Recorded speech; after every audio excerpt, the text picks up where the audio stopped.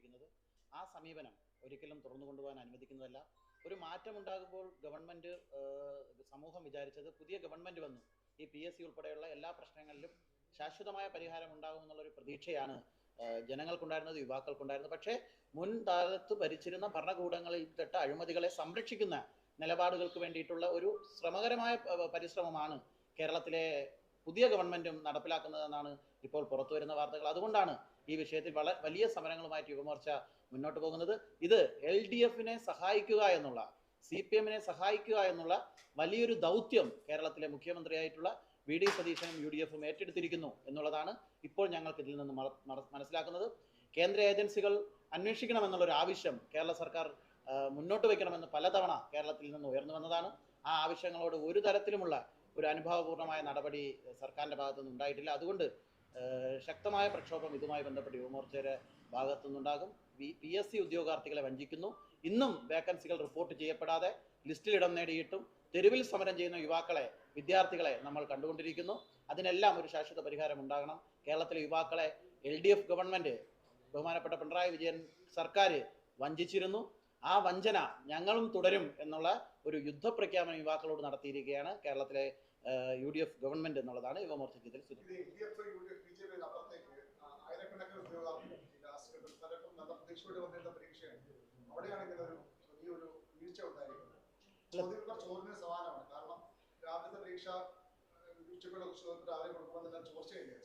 അല്ല, തീർച്ചയായും ഇതുമായിട്ടൊക്കെ ബന്ധപ്പെട്ടിട്ട് വിവിധ തരത്തിലുള്ള വിഷയങ്ങൾ മുന്നോട്ട് വന്നിട്ടുണ്ട്. പക്ഷേ ഇത് ആദ്യമായിട്ടുള്ള സംഭവമാണ് എന്ന് നമുക്ക് പറയാൻ സാധിക്കില്ല. കാരണം ഇന്നിപ്പോൾ പുറത്തു വന്നു, രാവിലെ തന്നെ പരീക്ഷാ ഹാളിലേക്ക് എത്തി പരീക്ഷ എഴുതാൻ വേണ്ടി തയ്യാറായിരുന്ന വിദ്യാർത്ഥികളുടെ കൈകളിലേക്ക് രണ്ടാമത് നടത്തേണ്ട പരീക്ഷയുടെ ചോദ്യക്കടലാസ് എത്തുന്നു. അപ്പോൾ സ്വാഭാവികമായിട്ടും അത് നേരത്തെ തന്നെ ചോർത്തുന്ന സംവിധാനം അതിനുള്ളിൽ നിന്ന് പോയി എന്നുള്ളതാണ്. അപ്പോൾ എവിടെയൊക്കെയോ അട്ടിമറി നടത്താൻ പറ്റുമോ അവിടെയെല്ലാം അട്ടിമറി നടത്തുന്ന ഒരു സമീപനമാണ് സർക്കാർ, ഗവൺമെന്റിന്റെ ഒത്താശയോടുകൂടിയാണ് ഇതെല്ലാം ചെയ്യുന്നത് എന്നുള്ളതാണ് ഞങ്ങൾക്ക് പറയാനുള്ളത്. കാരണം അല്ലെങ്കിൽ ഇത്രയും അന്വേഷണം പ്രഖ്യാപിച്ചു, എല്ലാ സംവിധാനങ്ങളും മുന്നോട്ട് പോകുന്നു, എന്നാൽ കാര്യക്ഷമമായി നടക്കേണ്ടതല്ലേ? ഒരു ക്രൈംബ്രാഞ്ച് അന്വേഷണം നടത്തി, ആ ക്രൈംബ്രാഞ്ച് അന്വേഷണം അവിടെ പോയി അന്വേഷണം നടത്തി പേപ്പറുകളും മറ്റു വിവരങ്ങളും ശേഖരിക്കുമ്പോൾ അതിനുവേണ്ടി കൊടുക്കാൻ ആരോപണ വിധേയനായ PSC ചെയർമാൻ ഒരു കമ്മിറ്റി നിയമിച്ചിരിക്കുകയാണ്. ആ കമ്മിറ്റി ആലോചിച്ചതിന് ശേഷം ഇവർക്ക് അന്വേഷിക്കേണ്ട കാര്യങ്ങൾ കൊടുക്കുമെന്ന് പറയുന്നു. അതിൽ ഏതൊരുവിധ അസ്വാഭാവികതയും കേരളത്തിലെ ഗവൺമെന്റിന് തോന്നുന്നില്ല, മന്ത്രിക്ക് തോന്നുന്നില്ല, മുഖ്യമന്ത്രിക്ക് തോന്നുന്നില്ല. സ്പെഷ്യൽ ഇൻവെസ്റ്റിഗേഷൻ ടീമിന് ഒന്നും ചെയ്യാൻ പറ്റില്ല എന്ന അവസ്ഥ ഉള്ളപ്പോൾ പോലും അതിലൊരു അസ്വാഭാവികതയും കേരളത്തിലെ മന്ത്രിമാർക്കും അതുപോലെ തന്നെ മുഖ്യമന്ത്രിക്കും തോന്നുന്നില്ല എന്നുള്ളത് ഞങ്ങളെ അത്ഭുതപ്പെടുത്തുന്ന കാര്യമാണ്. കാരണം ആരോപണ വിധേയൻ PSCയുടെ ചെയർമാനാണ്. ക്രമക്കേട് നടത്തിയിരിക്കുന്നത് PSCയുടെ ചെയർമാൻ ഉൾപ്പെടുന്ന ആളുകളാണ്. അവിടെ പാർട്ടിയുടെ വലിയ തോതിലുള്ള പിൻവാതിൽ ഇടപെടലുകൾ മുൻ ഗവൺമെന്റിന്റെ കാലത്ത് ഉണ്ടായി എന്നുള്ളതാണ് ആരോപണം. പാർട്ടി നേതാക്കളുടെ മക്കൾക്കും പാർട്ടി പ്രവർത്തകരുടെ മക്കൾക്കുമെല്ലാം KS പരീക്ഷയിൽ പോലും ഇടം തെറ്റിയിട്ടുണ്ട് എന്നുള്ള ഓരോ വിവരങ്ങൾ ദൈനംദിനം ഞങ്ങളുടെ അടുത്ത് വരുന്നുണ്ട്. പക്ഷേ ഇതിലൊന്നും ഒരു അന്വേഷണം നടത്തുന്നില്ല എന്ന് മാത്രമല്ല, പ്രഖ്യാപിച്ച അന്വേഷണത്തിൽ വിവരങ്ങൾ നൽകുന്നതാരാണ്? അന്വേഷണം ആർക്കെതിരെയാണോ നടത്താൻ നിൽക്കുന്നത് അദ്ദേഹം തീരുമാനിച്ച കമ്മിറ്റി വിവരങ്ങൾ നൽകുമെന്നുള്ളതാണ്. ഇനി PSCയുടെ വിശ്വാസ്യത നിലനിർത്തേണ്ടത് നമ്മുടെ ആവശ്യമാണ് എന്നാണ് ഇവർ പല ആവർത്തിച്ച് പറയുന്നത്. പക്ഷേ എന്താ അവസ്ഥ? PSCയുടെ വിശ്വാസ്യത നിലനിർത്തണമെങ്കിൽ അവിടുത്തെ ചില വിവരങ്ങൾ വിവരാവകാശ നിയമപ്രകാരം ചോദിച്ചു, അത് കൊടുക്കണമെന്ന് വിവരാവകാശ കമ്മീഷൻ പറഞ്ഞു. പക്ഷേ അത് കൊടുക്കാൻ പറ്റില്ല എന്ന് PSC തീരുമാനിച്ചിരിക്കുകയാണ്. അപ്പോൾ എവിടെയൊക്കെയാണ് കള്ളക്കളി നടക്കുന്നത്? ഇത് അന്വേഷണം കണ്ണിൽ പൊടിയിടൽ. ഇത് ഇരു കൂട്ടരും ഒരുമിച്ചറിഞ്ഞുകൊണ്ട് നടക്കുന്നു. യുവാക്കൾ തെരുവിലാണ്, യുവാക്കൾ ആശങ്കയിലാണ്.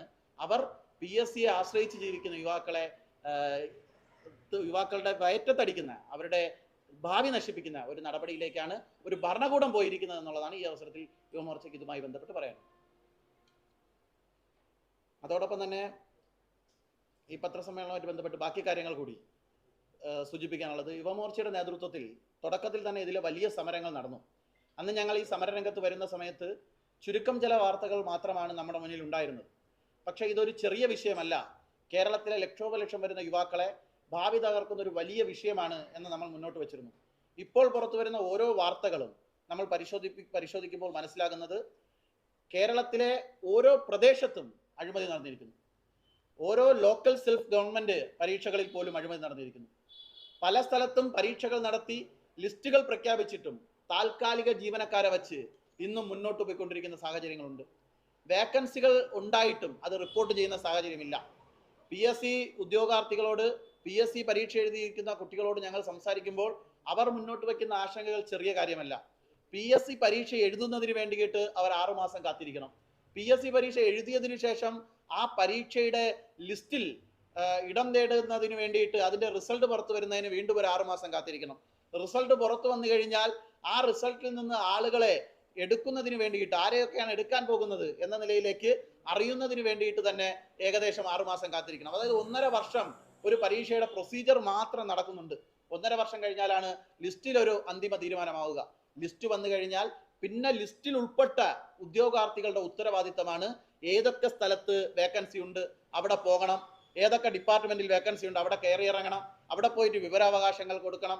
കണ്ണിൽ എണ്ണ ഒഴിച്ച് അവർ കാത്തിരുന്ന് റിപ്പോർട്ട് ചെയ്യപ്പെടുന്ന വേക്കൻസികൾ കൊണ്ടുവന്ന് അവർ അവരുടെ തൊഴിൽ ഉറപ്പാക്കേണ്ട ഒരു സാഹചര്യമാണ് PSC എന്ന് പറയുന്ന വലിയ സംവിധാനം കേരളത്തിലെ ഉദ്യോഗാർത്ഥികളോട് ചെയ്തുകൊണ്ടിരിക്കുന്നത്.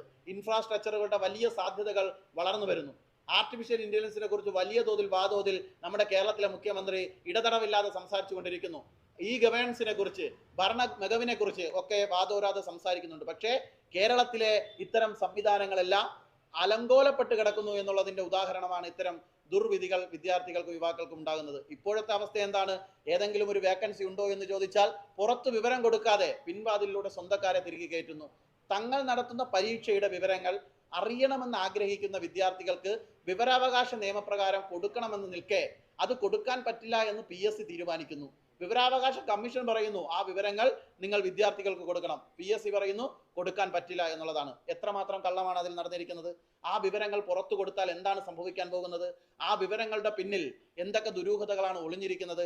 അതിനർത്ഥം തങ്ങളുടെ ഇഷ്ടക്കാരെയും സ്വന്തക്കാരെയും ക്രമവിരുദ്ധമായി, നടപടികൾക്ക് വിരുദ്ധമായി ഇതിനുള്ളിൽ തിരികെ കയറ്റി എന്നുള്ളത് പകൽ പോലെ വ്യക്തമാണ്. അപ്പോൾ ഇത്തരത്തിലെല്ലാ ക്രമക്കേടും നടത്തിയ PSCയുടെ ചെയർമാൻ, ആ ചെയർമാൻ ഇന്നും PSCയുടെ ചെയർമാനായിട്ടിരിക്കുന്നു. അതിനുള്ളിൽ എല്ലാ തരത്തിലുമുള്ള ക്രമക്കേടുകൾ ഇന്നും നടന്നുകൊണ്ടിരിക്കുന്നു. അതിനുള്ളിൽ ഇരുന്ന് തെളിവ് നശിപ്പിക്കാനുള്ള പ്രവർത്തനം നടത്തുന്നു. ഇതിൽ LDFന്റെ ഗവൺമെന്റിന്റെ സമയത്ത് UDFന്റെയും ആളുകൾ പങ്കുപറ്റിയിട്ടുണ്ട് എന്നുള്ളതാണ് ഇപ്പോൾ ഞങ്ങൾക്ക് കിട്ടുന്ന വിവരങ്ങൾ. അതായത് LDFന്റെ കാലഘട്ടത്തിൽ അങ്ങോട്ടും ഇങ്ങോട്ടുമുള്ള കൊടുക്കൽ വാങ്ങലിന്റെ ഭാഗമായിട്ട് LDFന്റെ പ്രത്യേകിച്ച് CPMന്റെ നേതാക്കളുടെ മക്കളെ മാത്രമല്ല, അവരുടെ വേണ്ടപ്പെട്ടവരെ മാത്രമല്ല, ചില കോൺഗ്രസ്സുകാരുടെയും ആളുകളെയൊക്കെ തൃപ്തിപ്പെടുത്തിയിട്ടുണ്ട് എന്നുള്ളതാണ് ഇപ്പോൾ പുറത്തു വരാൻ പോകുന്ന വാർത്തകൾ നിങ്ങളോട് ഇപ്പോൾ സൂചിപ്പിക്കാനുള്ളത്. അപ്പോൾ അങ്ങോട്ടും ഇങ്ങോട്ടും പരസ്പരം കേരളത്തിൽ അഴിമതി നടത്തി കേരളത്തിലെ യുവാക്കളെ വഞ്ചിച്ച് ഇവർ മുന്നോട്ട് പോയിട്ടുണ്ട്. അതുകൊണ്ടാണ് ആ അന്വേഷണം കാര്യക്ഷമമായി നടത്താൻ കേരളത്തിലെ ഗവൺമെന്റ് തയ്യാറാകാതിരിക്കുന്നത്. വലിയ രോഷം ഉയർന്നു വന്നപ്പോൾ ഒരു SIT അന്വേഷണം പ്രഖ്യാപിച്ചു. SITയുടെ അവസ്ഥ എന്താണ്? PSC ഓഫീസിന്റെ ഗേറ്റിന് മുന്നിൽ ചെന്ന് കുമ്പിട്ട് നിൽക്കുകയാണ്. അന്വേഷണത്തിന്റെ വിവരങ്ങൾ തരണം. ആരോട്? ഈ അന്വേഷണത്തിൽ പ്രതി ചേർക്കപ്പെടേണ്ട കളവ് നടത്തിയ PSCയുടെ ചെയർമാന്റെ മുന്നിൽ ചെന്ന് കുമ്പിട്ട് നിൽക്കുന്നു. നിങ്ങൾക്കെതിരെയുള്ള തെളിവുകൾ നിങ്ങൾ ഞങ്ങൾക്ക് തരണം, എന്നാൽ മാത്രമേ ഞങ്ങൾക്ക് അന്വേഷിക്കാൻ പറ്റൂ എന്നുള്ളത്. ഈ ഗതി കേരളത്തിലെ യുവാക്കൾക്ക് അനുവദിച്ചു കൊടുക്കാൻ പറ്റില്ല. അവരെ കൊണ്ട് ഈ അവസ്ഥയിലേക്ക് കൊണ്ടെത്തിക്കാൻ യുവമോർച്ചയ്ക്ക് സാധ്യമല്ല. അതുകൊണ്ട് വലിയ പ്രക്ഷോഭങ്ങൾ യുവമോർച്ച കഴിഞ്ഞ കുറച്ച് ദിവസമായി നടത്തുന്നു. ഇന്ന് പെൺകുട്ടികളുടെ നേതൃത്വത്തിൽ അവർ PSCയുടെ ആസ്ഥാനത്ത് നടക്കുന്ന സംഭവങ്ങളെ കുറിച്ച് അറിയണമെന്ന് PSC ആസ്ഥാനത്തേക്ക് ഒന്ന് പോയി. അവരുടെ കയ്യിൽ ബ്ലൈഡുകൾ ഉണ്ടായിരുന്നില്ല, ബോംബുകൾ ഉണ്ടായിരുന്നില്ല, കത്തികൾ ഉണ്ടായിരുന്നില്ല. കയ്യിലുണ്ടായിരുന്നത് PSCയിൽ നിന്ന് ഇപ്പോൾ നടക്കുന്ന വിവരങ്ങളെ കുറിച്ച് അറിയണം എന്ന ഒരാവശ്യവുമായി യുവമോർച്ചയുടെ പെൺകുട്ടികൾ ഇന്ന് PSC ആസ്ഥാനത്തേക്ക് പോയി. പക്ഷെ പോലീസിന്റെ ഭാഗത്തു നിന്നുണ്ടായ നടപടി എന്താണ്? ഈ ഗവൺമെന്റിന്റെ ഭാഗത്തു നിന്നുള്ള നടപടി എന്താണ്? അവരുടെ ആവശ്യം എന്താണെന്ന് പോലും ചോദിക്കാതെ തെരുവിലൂടെ വലിച്ചിഴച്ച് നടുറോട്ടിലിട്ട് ചവിട്ടി അവരെ അറസ്റ്റ് ചെയ്ത് ഇന്ന് യുവമോർച്ചയുടെ സംസ്ഥാന സെക്രട്ടറി ഇന്ന് മെഡിക്കൽ കോളേജിലാണ്. തിരുവനന്തപുരത്തുള്ള യുവമോർച്ചയുടെ ജില്ലാ നേതാവ് രമ്യ ഇന്ന് ആശുപത്രിയിലാണ്. കാല് ഒടിഞ്ഞു കിടക്കുകയാണ്. എന്താ അവസ്ഥ? അവരുടെ കയ്യിൽ ബ്ലൈഡ് ഉണ്ടായിരുന്നില്ല, കത്തി ഉണ്ടായിരുന്നില്ല, യാതൊരുവിധ ആക്രമണങ്ങളും ഉണ്ടായിരുന്നില്ല. PSC ആസ്ഥാനത്ത് ഉദ്യോഗാർത്ഥികൾ നേരിടുന്ന വിഷയങ്ങൾ എന്താണ്? അവിടെ പോയി ഒന്ന് അന്വേഷിക്കണം, അവിടുത്തെ ഉദ്യോഗസ്ഥരോട് ചോദിക്കണം എന്ന നിലയിൽ മാന്യമായി അർഹതപ്പെട്ട് അതിനുള്ളിലേക്ക് കയറി പോകുമ്പോൾ പോലീസിനെ ഉപയോഗിച്ച് അടിച്ചമർത്തുന്ന സാഹചര്യമാണ്. കേവലം ഒരു പ്രതിരോധമല്ല, ആക്രമണമാണ് പോലീസിന്റെ ഭാഗത്ത് ഉണ്ടായത്. നമ്മുടെ സംസ്ഥാന സെക്രട്ടറി അദീന ഭാരതി, അതുപോലെ തന്നെ ശ്രുതി പോയിലൂർ, രമ്യ തുടങ്ങി നമ്മുടെ ഭാരവാഹികൾക്ക് നേരെയുള്ള ഈ അതിക്രമത്തിൽ ശക്തമായ പ്രതിഷേധം രേഖപ്പെടുത്തുന്നു. ഇതിനെ തുടർന്ന് യുവമോർച്ച നടത്തുന്ന സമരങ്ങൾക്ക് നേരെ കേരളത്തിലെമ്പാടും പോലീസിനെ വെച്ചുകൊണ്ട് ഈ ഭരണകൂടം നടത്തിയ എല്ലാ അതിക്രമങ്ങൾക്കും എതിരായിട്ടുള്ള വലിയ പ്രക്ഷോഭങ്ങൾക്ക് ഞങ്ങൾ തുടർന്നും നടത്തുക തന്നെ ചെയ്യും.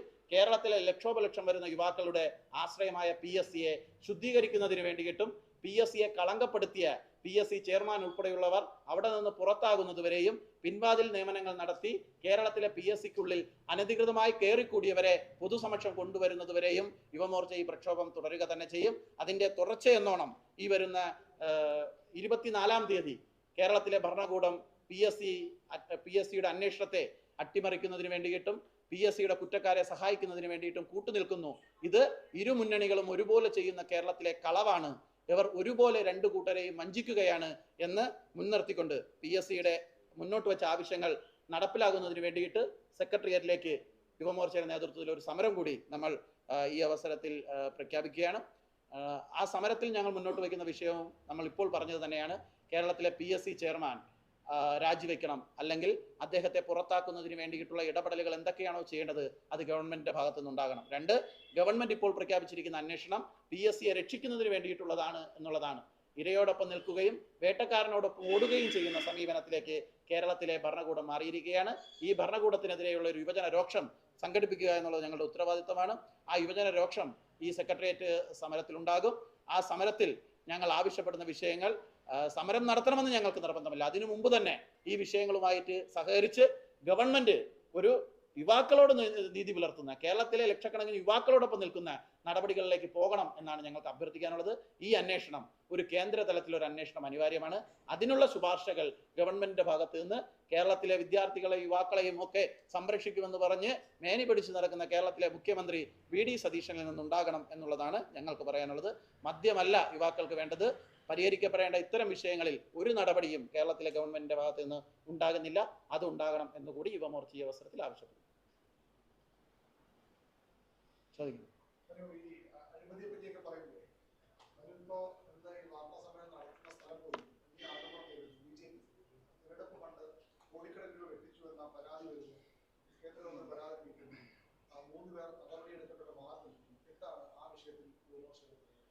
ഇതിൽ അങ്ങ് ചോദിച്ച കാര്യത്തിൽ അങ്ങയുടെ ചോദ്യങ്ങളെല്ലാം ശരിയാണ്.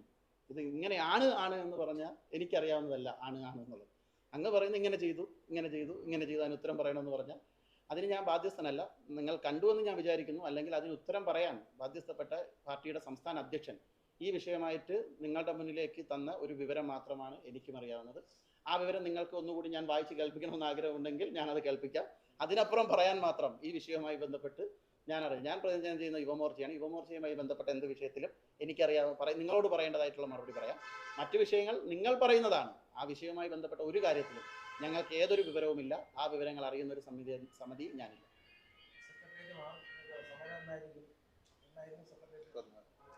24-ാം തീയതി